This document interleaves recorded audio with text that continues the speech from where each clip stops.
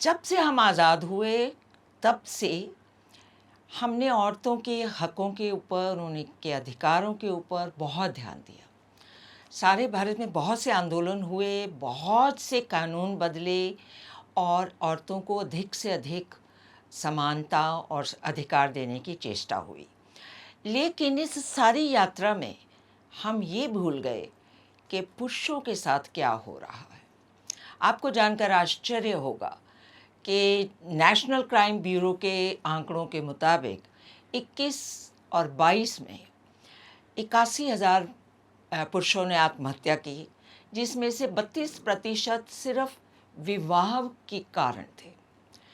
और विवाह के में जो समस्याएं खड़ी हुई हैं समय के साथ, वो बदलते समय का एक स्वरूप है। पहले महिलाओं को सदियों तक बहुत सा सहना पड़ा, लेकिन जैसे जैसे अधिकार मिले वैसे वैसे हमारे समाज में उन अधिकारों का दुरुपयोग करने का चलन चला। और इसी उसमें एक हमें आंदोलन करना पड़ा था सबको कि 498A, जो कि अपने आप में एक अच्छा था भी, दहेज के प्रति एक कानून था, परंतु हमें उसे बदलना पड़ा। और कारण ये था कि दहेज के इस कानून को महिलाओं ने, उनके परिवारों ने और वकीलों ने मिलके खूब इसका दुरुपयोग किया। और यहाँ तक दुरुपयोग हो गया कि आज 35,000 करोड़ का ये एक व्यापार बन गया है। हर जगह दहेज के प्रताड़ना लगा के या कुछ भी इल्ज़ाम लगा के और ये मुआवजा मांगने के लिए, मेंटेनेंस मांगने के में ये 35,000 करोड़ का एक पूरा हमारे समाज में एक व्यापार खड़ा हो गया। इस सारे के जो एक दूसरी तरफ पुरुषों पे इसका क्या असर हो रहा था, आज हम उस पे चर्चा करेंगे। और इसके लिए मैंने आमंत्रित किया है अरुण गुप्ता जी को। अरुण गुप्ता जी वैसे तो एक व्यवसायी हैं, लेकिन अपने ही जाति अनुभवों से ये इतने प्रताड़ित हुए कि इन्होंने इस दिशा में एक समाज सेवा की संस्था खोल दी और उस संस्था पे इन्होंने पुरुषों की आवाज़ सुनने की कोशिश की कि आखिर पुरुषों की क्या क्या इसके अंदर, उनके ऊपर क्या क्या असर पड़ रहा है। और इसमें इनकी दक्षता यहाँ तक हो गई कि अब ये एक पूरे वकील बन गए हैं और इनके पास हर चीज़ की इन्फॉर्मेशन है और ये फ्री में लड़कों को पूरा इसमें सहयोग देते हैं ताकि वो भी अपने हकों के लिए लड़ सके। अरुण गुप्ता जी, आपका बहुत बहुत स्वागत। नमस्कार जी नमस्कार। मैं चाहूँगी कि आप बताएं कि पुरुषों को किस किस तरह की चीज़ों का सामना आने वाले पिछले वाले जो 50, 60, 70 साल हैं क्या सहना पड़ा। दहेज प्रथा बहुत थी जी। सरकार ने कानून बनाया और कानून बहुत अच्छा था जी। और बनना भी चाहिए था जी। लेकिन इसका दुरुपयोग बहुत हुआ। हाँ। लेकिन कुछ किस्म के जो कि पुलिस स्टेशन जाते हैं 498 का केस लिखवाते हैं और कंपनसेशन के लिए they try to get extract the maximum money. घर में अगर लड़की को कुछ कह दिया उसने केस डाल के मुझे दहेज मांगते हैं। अगर उसको काम करने के लिए कह दिया तो दहेज मांगते हैं। कोई भी बात है दहेज मांगते हैं। पुलिस में कंप्लेंट करनी है और पुलिस बिना देखे, बिना कुछ इंक्वायरी किए एफआईआर करके उसके माँ बाप, भाई बहन, अनमैरिड डॉटर। लेकिन ये लिबरलाइजेशन ऑफ फॉर वुमेन नहीं है, सिर्फ ओनली बहूज के लिए है। अच्छा, ये कानून आपको लगता है कि ऐसा है। लेकिन मैं जानना चाहूँगी, क्या पुलिस और कोर्ट्स, क्या इनकी मानसिकता में कहीं ये पड़ा हुआ है जो मैंने महसूस किया है कि औरतों के साथ ही बुरा होता है और पुरुष बुरे ही होते हैं, ऐसा कुछ मुझे इनकी मानसिकता में नज़र आता है। ये आज एक धारणा बन चुकी है कि हर पुरुष जो है वो औरत पे अत्याचार करता है, दहेज मांगता है। He is presumed to be rapist. मतलब हर आदमी को उस नज़र से देखा जाता है। ये जो कोर्ट्स हैं, पुलिस है,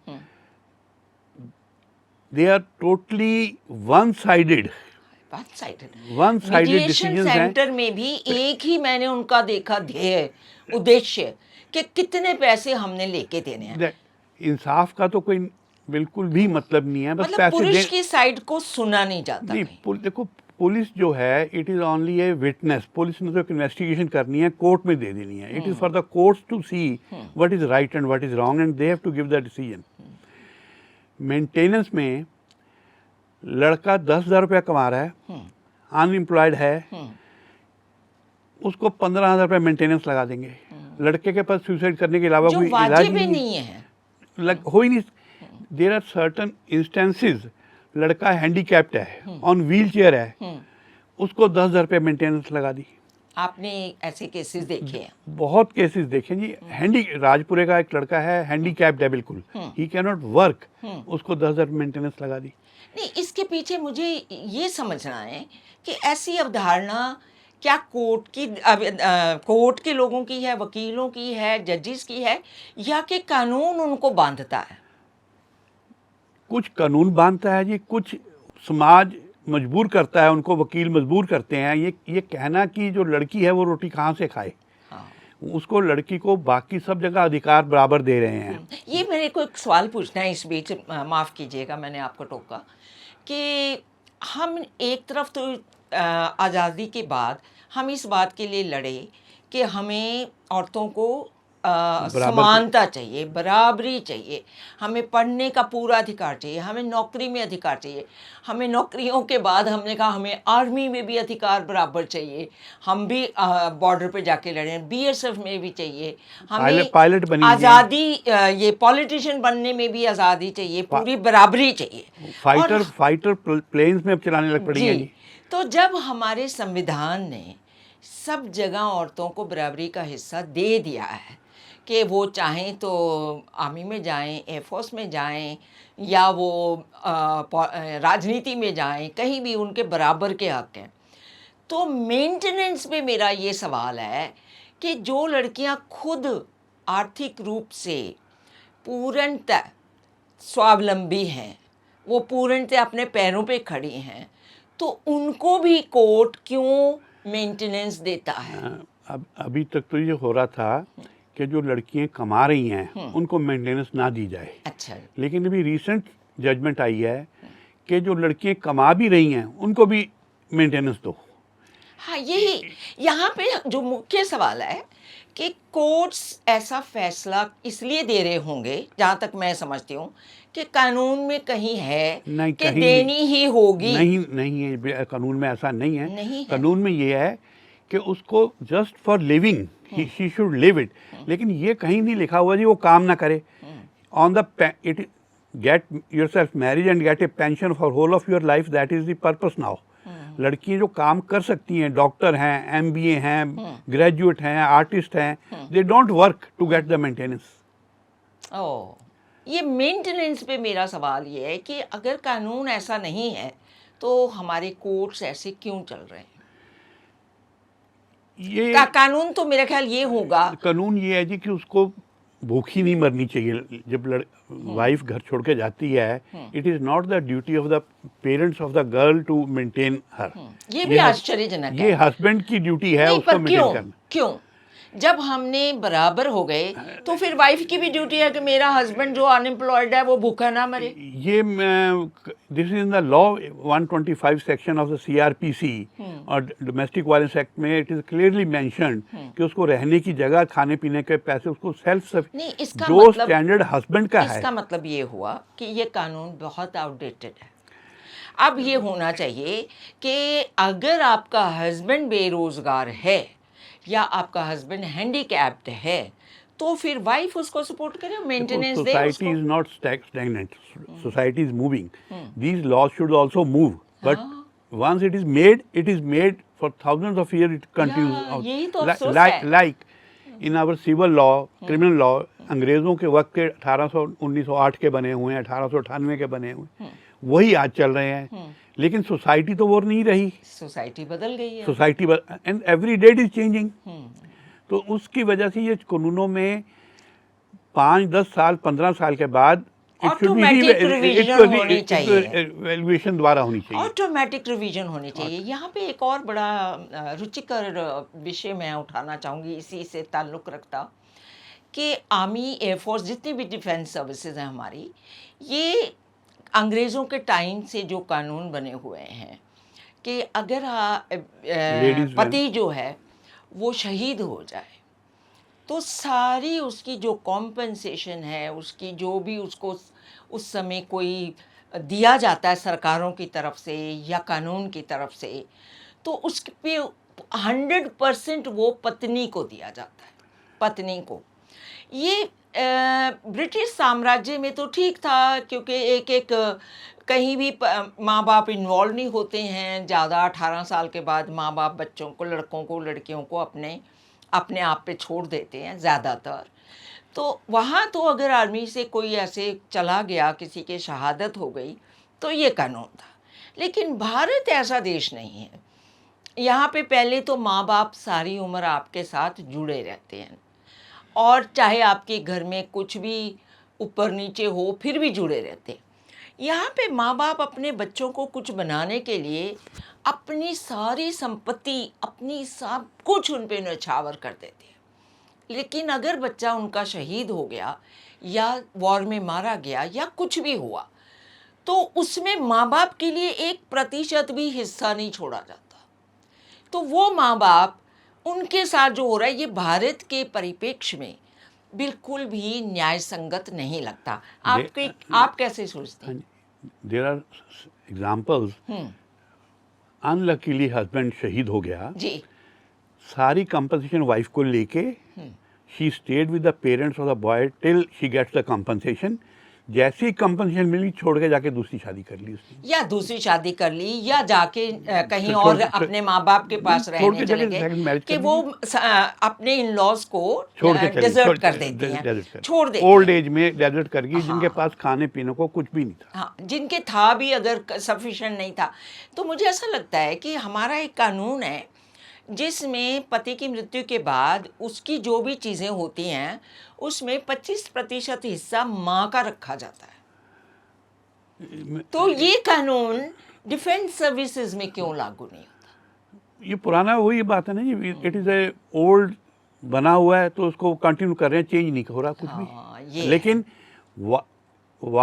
फाइटर जहाज चलाने हैं उसमें चेंज हो रहा है। हाँ, फाइटर जहाज चलाने में हम इक्वल हैं, राजनीति में प्रधानमंत्री बनने में हम इक्वल हैं, आगे जाके लड़ना है वहाँ इक्वल है, सब जगह इक्वल है, प्रोफेसर हैं या टीचर हैं, सब जगह इक्वल हैं। लेकिन मेंटेनेंस में हम लड़कियां जो है वो बेचारी लड़कियां हैं। हाई कोर्ट, सुप्रीम कोर्ट में जजेस भी लेडीज इक्वल आ रही हैं जी। हाँ, हाई कोर्ट में जजेस हैं इक्वल, सुप्रीम कोर्ट में वकील हैं इक्वल। तो मेंटेनेंस में हम इक्वालिटी क्यों नहीं मानते? मैट्रिमोनियल डिस्प्यूट्स में आके अनइक्वलिटी क्यों है? जी, ये एक विषय है जो ज्वलंत विषय है। आपको यहाँ से अंदाजा होगा कि हर घंटे 4 पुरुष जो हैं शादी की वजह से, हर 15 मिनट के बाद एक आदमी, हर 15 मिनट में एक व्यक्ति सुसाइड कर रहा है। लड़का सिर्फ विवाह से रिलेटेड इश्यूज में। और जबकि लड़कियां जो हैं वो 25 मिनट में एक सुसाइड कर रही है ड्यू टू डॉरी। मतलब कम हम ये नहीं चाहते कि कोई पुरुष मरे या महिला मरे, सुसाइड करें। या जो ऐसी लड़कियां हैं जो पढ़ी लिखी कम हैं, जो जिनको नौकरी नहीं मिल सकती, उनकी तो हम समझते हैं कि उनको मेंटेन करना, चलो मान लिया पति की। पर ये मुझे लगता है कि ये भी बहुत ही आउटडेटेड है कि पति आपके लिए सारी उम्र, जब तक आप जीवित हैं, वो जिम्मेवार रहे।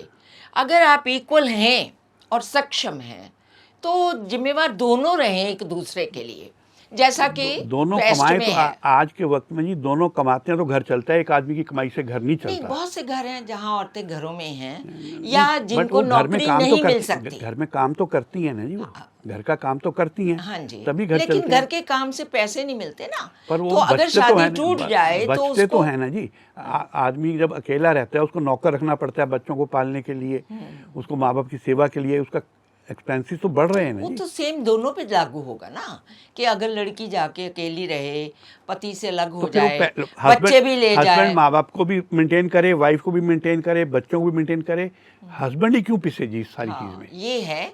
यहाँ तक मुझे अभी तर्क संगत लगता है कि सारी जिम्मेवारियां हमारे कानून ने, हमारे समाज ने पुरुषों पे डाली हुई हैं। एक सदी तक ये सही था, क्योंकि वही ब्रेड विनर, वही था ब्रेड को आपके लिए कमाने वाला, सिर्फ पुरुष ही था।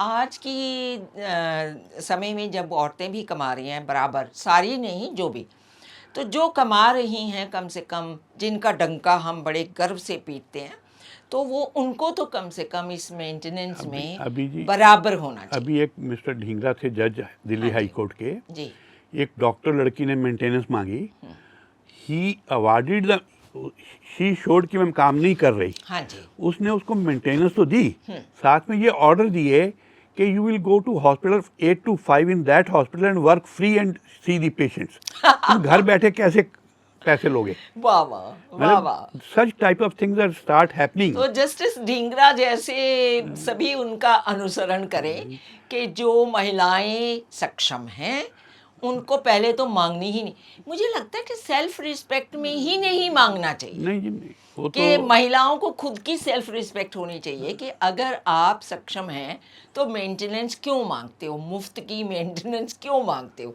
शादी जब टूटती है तो कारण तो किसी का भी हो सकता है, देखो कसूर दोनों तरफ, एक तरफ से दोनों हाथ तरफ का ताली होता है। दोनों तरफ होता है। कभी हो सकता है कि एक सिर्फ But- पुरुष की गलती बट हो। ये कमी होता है। ये एक्चुअली क्या है कि शुरू में 2-3 साल एडजस्टमेंट के होते हैं, जी आदमी को भी एडजस्ट करना पड़ता है, लड़की को भी एडजस्ट करना पड़ता है, उसके बाद तो घर ठीक चलते हैं जी ये जो जितनी प्रॉब्लम्स आ रही हैं ये पहले 2-3 साल में ही आ रही हैं। जी जी।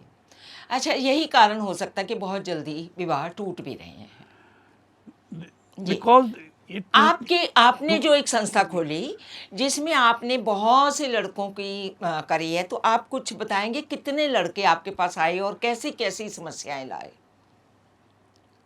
ये जो प्रॉब्लम आ रही है ना, this is it was a shield कि अभी लड़कियों को अगर दहेज मांगते हो, लेकिन अब वो उन्होंने उसको हथियार बना लिया। जी जी That is the reason they have got too much powers to harass the in-laws. So they are, for any small thing, they want to dictate everything. For a small thing, they fight it and they leave the house. आपने एक जो संस्था खोली है उसके तहत आप लगभग कितने लड़कों के परिवारों से आप बातचीत कर चुके हैं और वो किस तरह के केसेस आते हैं आपके पास? Mostly, मैं approximately 10,000 लड़कों से मेरे पास आ चुके हैं। अच्छा, उनका पूरा रिकॉर्ड रखते हैं आप? Approximately, हाँ maybe जी, 1,000 plus रिकॉर्ड minus रखते हैं आप सबका? रखता हूँ जी। और उसमें मैंने एक भी लड़के को 498 में सजा नहीं होने दी। अच्छा आउट ऑफ 10,000 केसेस 3 लड़कों को सजा हुई थी, अच्छा जी, तीनों को अपील में खारिज हुआ। खारिज करवाया। पर ये कैसे संभव हुआ? बिकॉज केस सभी झूठे होते हैं, ज़्यादातर नहीं, 100% झूठे होते हैं। पहली तो ये कि जो केस डॉरी का है, अगर डॉरी मांगते थे लड़की वाले शादी क्यों करते हैं? अगर ये सवाल है। मतलब पहले अगर डॉरी मांगी थी पहले दिन तो लड़की वालों को ही मना कर देना चाहिए था। अब आप कहो जी शादी के 4 दिन के, शादी के 2-4 महीने तो बड़े प्यार के, खाना पे बुलाने के, बड़े, उन दिनों तो दहेज मांगने का सवाल ही नहीं उठता जी। लेकिन वो 15 महीने 20 दिन में तो लड़कियां घर छोड़ के चली जाती हैं, तो दहेज का तो सवाल ही नहीं उठता। ये तो सिर्फ एक एक्सटॉर्शन सेल बना हुआ है। जो पुलिस स्टेशन है, जो वुमेन सेल जिसको कहते हो, हमारी लैंग्वेज में उसको कहते हैं कि जो पुलिस ऑफिसर वहाँ अपॉइंट होते हैं वो कहते हैं जी मलाई वाली पोस्टिंग है। अच्छा, इसको मलाई वाली पोस्टिंग नहीं, ऑफ द रिकॉर्ड इसको खुद कहते हैं जी। बिकॉज इसमें कुछ करना ही नहीं, लड़की FIR करने के लिए लड़की वालों से पैसे लेने हैं, लड़के वालों को थोड़ी सी रेस्ट से छूट देने के लिए उनसे पैसे लेने हैं। चलिए, ये तो एक करप्शन की बात हो गई ना। लेकिन मेरा कहने का ये था कि ये तर्क बहुत अच्छा है कि लड़की वाले बाद में जो केस करते हैं, जब कोई भी लड़के का परिवार अगर आपसे दहेज मांगता है तो आप क्यों नहीं मना करते, क्यों नहीं तोड़ते उस शादी को? मत दो। आप कहते हो कि जी अब सारे इंतज़ाम हो गए हैं, अब उन्होंने खड़े पैर मांग लिए हैं तो क्या करें। तो मुझे लगता है कि उस समय ये कदम उठाना माँ बाप की जिम्मेवारी है कि वो अपनी लड़की को ऐसे किसी घर में शादी ना करें, ये बहुत अच्छा है। पर आपने उन सब लड़कों को कैसे, कोर्ट ने आपकी बात कैसी मान ली? ये तो क्योंकि आपके पास पूरे एविडेंस थे। नहीं, एविडेंस कोई नहीं है। जो पुलिस है बिल्कुल भी इन्वेस्टिगेशन सही करने में इंटरेस्टेड नहीं है। They are only to register the FIR। They also, उनको भी पता है ये FIR झूठी हैं, उसमें वो कर भी क्या सकते हैं। मैक्सिमम वो पड़ोसी की गवाही लेंगे, पड़ोसी सारे लड़के वालों के हक में होते हैं, उनकी गवाही वो लेते नहीं है। इंडिपेंडेंट विटनेस कोई आती नहीं है। जितने बिल हैं सभी झूठे लड़की वाले पेश करते हैं। पर वो बिल तो प्रूव हो सकते हैं कि ये नहीं हो झूठे सकते हैं। जी, उस पर सेल टैक्स नहीं दिया, वो तो बैक डेट में बनते हैं सारे। हाँ, पर जब टैक्स नहीं दिया तो फिर वो झूठा बिल है। वो झूठा बिल है। हाँ, तो वो तो मैं प्रूव हो आपको- जाएगा कोर्ट में। हमने ऐसे बिल भी पकड़े हैं जी। 2015 का बिल है जिसपे दुकानदार का टेलीफोन नंबर लिखा हुआ है, जो कि उसको 2018 में अलॉट हुआ टेलीफोन नंबर। 2015 के बिल के ऊपर टेलीफोन नंबर लिखा हुआ है। ये एक तरह से आपने बहुत अच्छे साक्ष्य जो हैं कोर्ट के सामने रखे।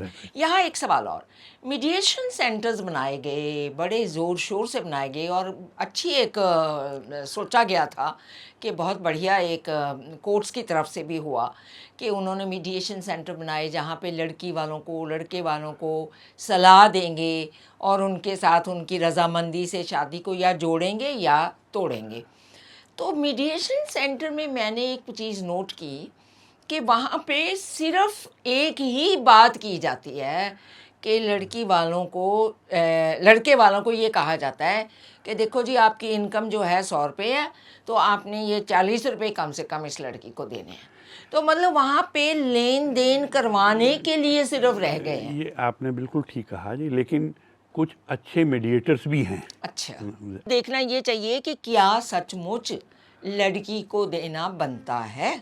मैं जो एग्जांपल देखता हूँ लोगों को कि जब बच्चा उठा के लेकर जाते हैं लोग, हाँ, तो कुछ हमें दे के तो नहीं जाते। हाँ, हम पैसा दे के बच्चे को लाते नहीं। That is called blackmailing. हाँ, अब ये शादी में भी जो ये हो रहा है, मीडिएशन में जो पैसे मांग रहे हैं, ये ब्लैकमेलिंग। ये नहीं कि उन्होंने शादी पे इतने पैसे खर्च किए थे। हाँ। It is a blackmailing. ये ब्लैकमेलिंग हो रही है कि तुम्हें अरेस्ट नहीं करवाएंगे और माँ बाप लड़के को। की देने की क्षमता हो ना हो फिर भी बाध्य किया जाता है, और यही कारण मैंने है बहुत कि केसों में जी लोन लड़कों को दिलवा के पैसे दिलवाए हैं। ये तो बात गलत है ना। करो क्या जी, फिर माँ बाप, लड़के कहते हैं हम मर जाएंगे, हमारे माँ बाप को अंदर करोगे तो हम मर जाएंगे जी।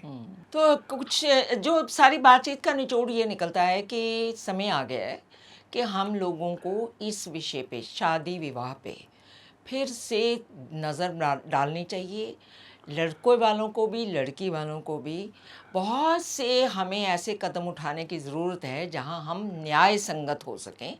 अब लड़कियां जो स्वावलंबी बन गई हैं, जिनको आर्थिक तौर पे पूरी तरह निर्भर बना दिया गया है और जो अच्छी नौकरी करने के काबिल हैं, पहले तो उनका कुछ भी मांगना मुझे न्याय संगत नहीं लगता। सेकेंडली कि लड़के वालों के ऊपर लड़के पे कितने प्रेशर्स आते हैं कि वो भी आपके भाई की तरह ही पैदा हुआ है, पला है। आपके भाई को भी इस बात का एहसास नहीं है कि कल को उसकी आने वाली पत्नी उसको कितना प्रताड़ित कर सकती है। इस विषय पे दो पक्ष हो सकते हैं। एक यही कि नहीं, लड़कियों को देना, मैं समझती हूँ लड़कियों को उनको देना बनता है जो लड़कियाँ किसी ज़्यादा अच्छे से पढ़ी लिखी नहीं हैं और जिनकी नौकरियां नहीं लग सकती हैं। ऐसी लड़कियों के साथ तो पूरा बनता है, लेकिन हमें समय के अनुसार बदलना चाहिए। धन्यवाद।